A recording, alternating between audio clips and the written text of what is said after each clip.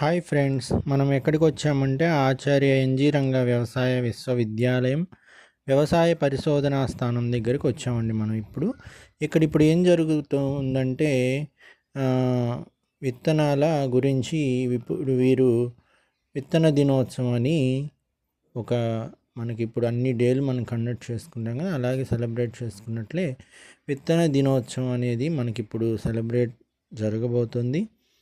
ఇక్కడికైతే చూడండి, ఆహ్వానము విత్తన దినోత్సవం 2026కు ఇచ్చేసిన రైతులు సోదరులకు, వ్యవసాయ అధికారులు, శాస్త్రవేత్తలు మరియు ఆహ్వానితులు అందరికీ హృదయపూర్వక స్వాగతం. సో మనం వచ్చేసామన్నమాట. ఫస్ట్గా ఇక్కడ చూడండి, జీవ ఎరువులు ఉంటాయి, ఇక్కడ సేంద్రియ ఎరువులు.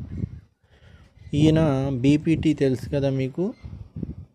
ఆ బీపీటీ అనేది ఏ పరిశోధన శాస్త్రజ్ఞులు అయితే తయారు చేశారో వారి యొక్క ముఖ చిత్రంతో దాని డీటెయిల్స్ బీపీటీ ఎంవి రెడ్డి గారు.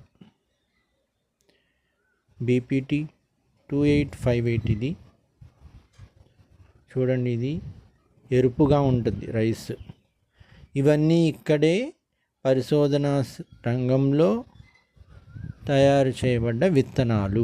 ఇక్కడి నుంచి రైతుల చేతికి వెళ్ళి మళ్ళీ విత్తనాలుగా ఏర్పడి అంతటా వ్యాపింపబడ్డాయి. ముందుగా తయారైంది ఎక్కడంటే ఇక్కడేనండి, ఆచార్య ఎన్జీ రంగా వ్యవసాయ విశ్వవిద్యాలయంలో తయారయ్యాయి.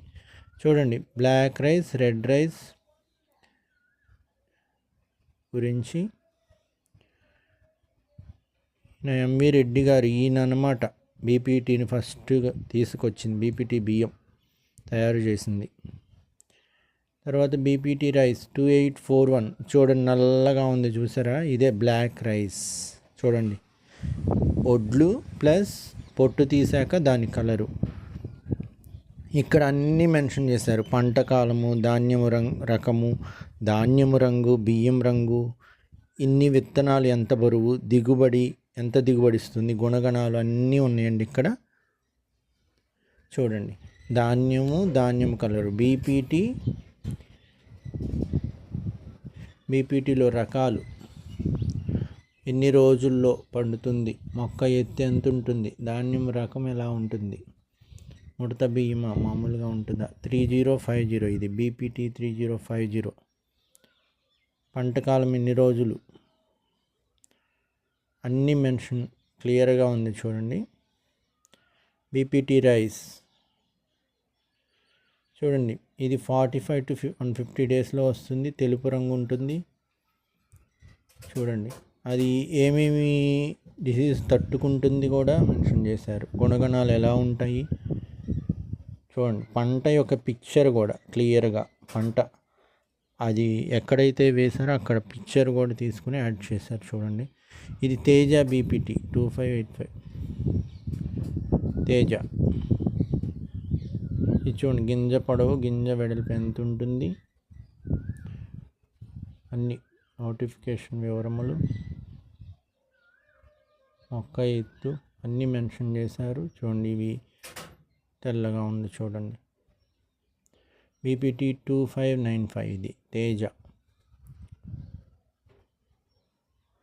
తరువాత భవతి బీపీటీ 2782 అండి ఇది. చూడండి, ఇది ఎలా ఉందో బియ్యం రకం. విడుదలైన సంవత్సరం 2020. ఎవ్రీ ఇయర్కి మ్యాక్సిమం ఒకటి విడుదల చేస్తారు. చూడండి, దీని యొక్క లక్షణాలు, తెలుపు రంగు, షేప్ ఎలా ఉంటుంది, ఏమేమి డిసీజెస్ తట్టుకోగలుగుతుంది. చూడండి, పంట యొక్క పిక్చర్ కూడా ఉంది. ఈ విధంగా ఎన్ని రకాలు ఉన్నాయో బీపీటీలో అన్నీ ఉన్నాయండి ఇక్కడ. బీపీటీ ఇక్కడే తయారైంది కాబట్టి. ఇది బాపట్ల మషూరి బీపీటీ 2018లో ఇది విడుదలైంది. విత్తనం రైతుల చేతికి విత్తనం ఎప్పుడు వచ్చింది? 2018లో వచ్చింది. బాపట్ల మషూరి దీని పేరు. చూడండి, బియ్యం, దీని లక్షణాలు, ధాన్యం రకం, ధాన్యం రంగు, దిగుబడి ఎంత వస్తుంది, గుణగణాలు అన్నీ ఉన్నాయి చూడండి. ఇది బావపురి సన్నాలు. బావపురి అంటే ఒకప్పుడు బాపట్ల బావపురి అనేవాళ్ళు, అందుకని బావపురి సన్నాలు ఓల్డ్ నేమ్తో ఈ గింజ నేమ్ ఇచ్చారనమాట. ఓల్డ్ నేమ్ పెట్టారు బాపట్లది. బావపురి సన్నాలంటే ఇవి చూడండి. ఇవి ఎరుపు రంగే, ధాన్యం రంగు బావపురి సన్నాలు. బీపీటీ 2411 చూడండి ఇది ఎలా ఉందో. ఇది 2020లో రైతు చేతికి విడుదల చేయబడింది. చూడండి ఇది మధ్యస్థ సన్న బియ్యమే బీపీటీల్లో. బీపీటీ అంటే ఆల్మోస్ట్ సన్నగానే ఉంటాయి. ధాన్యం రంగు తెలుపు. ఇది ధాన్యం రకం మధ్యస్థ సన్న రకం. విడుదలైన సంవత్సరం చూడండి 2020. సన్న అక్షయ, ఇది అక్షయ అండి పేరు. చూడండి బీపీటీ 2231. బీపీటీ అన్నిటికీ కామన్ బీపీటీ, దాంట్లో నెంబర్ డిఫరెంట్. చూడండి బియ్యాల్లో ఎన్ని రకాల బీపీటీలు ఉన్నాయో చూడండి. ఇక్కడ అక్షయ దీనికి బీపీటీ 2231 అలియాస్ అక్షయ పిక్చర్తో సహా ఉంది చూడండి. సోనా మసూరి, ఇది సోనా మసూరి ఎక్కువ ఉంటుంది, మొత్తం కర్ణాటక సైడ్ కూడా చాలా ఉంటుంది. సోనా మసూరి బియ్యం చాలా బాగుంటుంది. ఇది అందరూ ఇష్టపడేది, ఎక్కువ పండించేది సోనా మసూరిని. 1982లో వచ్చింది విడుదల. ఇది తయారై బయటికి. ఇకనైతే వరిలో కాండం తొలిచే పురుగు ఉంటుంది.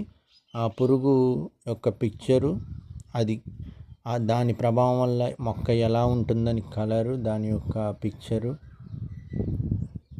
నష్టం స్థాయి ఎలా ఉంటుంది ఆ పురుగు పడితే. ఇంకా ఉల్లికోడు, ఇది ఒక టైప్ పురుగు చూడండి, రెడ్ కలర్లో ఉంది. ఉల్లికోడు తల్లిదోమ ఉంటుంది, ఉల్లి కాండాల్లో అయిపోతాయి. ఈ ఉల్లి కాండాల్లో పీకేస్తుంది ఇది. చూడండి ఎలా ఉందో. పురుగు ఆశించిన గుర్తులు.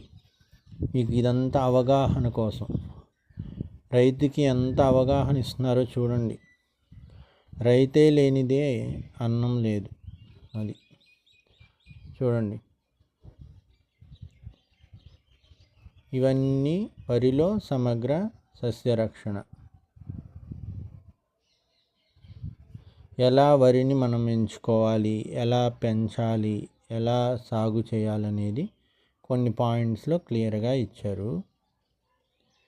ఇంకా చూడండి అగ్గి తెగులని, మెడవిరుపు తెగులు, ఇది ఒక టైప్ తెగులు అన్నమాట. చూడండి ఎలా ఉందో.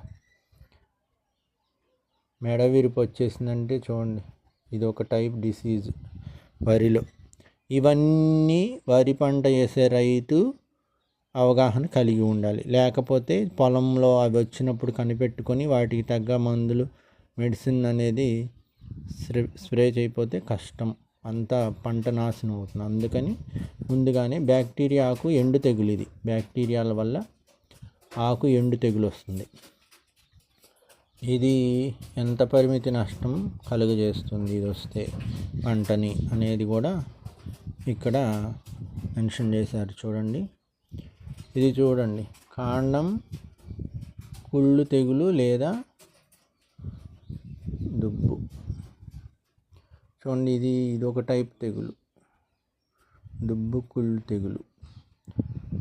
ఆకునల్లి, కంకినల్లి. ఆకునల్లి ఉంది, కంకినల్లి ఉంది. మనకి మనుషులనే కుట్టే నల్లులే కాదు, ఈ విధంగా వరి పొలాల్లో కూడా చూడండి ఆకునల్లి ఎలా ఉందో. ఇది కూడా మనుషులు కుట్టే నల్లి టైపే ఉంది చూడడానికి. నల్లులు తెలుసు కదా, ఆకునల్లి, కంకినల్లి. కంకులు తినేస్తాయి, ఆకుల్ని తినేస్తాయి నల్లులు. సుడిదోమ, చూడండి ఎలా ఉందో ఈ దోమ. దీనివల్ల ఏ రంగు ఉంటుంది, ఆర్థిక నష్టపరిమితి ఎలా ఉంటుంది ఇది వస్తే అనేది మెన్షన్ చేశారు. చూడండి పచ్చదీపపు పురుగు, ఇది చూడండి ఎలా ఉందో. ఇది ఒక టైప్ పురుగు అన్నమాట, సుడిదోమ. ఈ విధంగా రైతుకి చక్కగా అవగాహన కల్పిస్తూ వారి యొక్క ఈ ఇయర్లో రిలీజ్ చేస్తున్న ధాన్యాన్ని కూడా ఈరోజు రిలీజ్ చేయడం జరుగుతుంది. రెడ్ రైస్ రిలీజ్ చేస్తున్నారు. Black rice, red rice. చూడండి, ఈ బ్లాక్ రైస్, రెడ్ రైస్ వల్ల ఎన్ని ఉపయోగాలు ఉన్నాయో. మన బాడీలో ఉన్న ప్రతి పార్ట్కి ఉపయోగం ఉంది. Anti ulcer, cardio protective, gastro protective, ప్రతి అవయవానికి యూజ్. ఇంకా వీటిలో టైప్ అంటే వాటిని ఎన్ని రకాలుగా యూజ్ చేస్తారు బియ్యాన్ని చూడండి.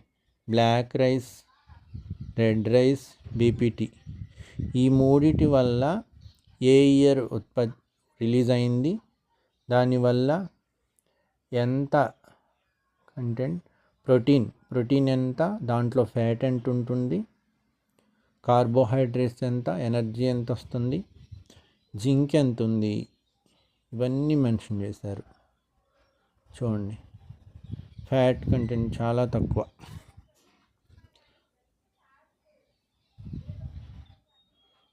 కార్బోహైడ్రేట్స్,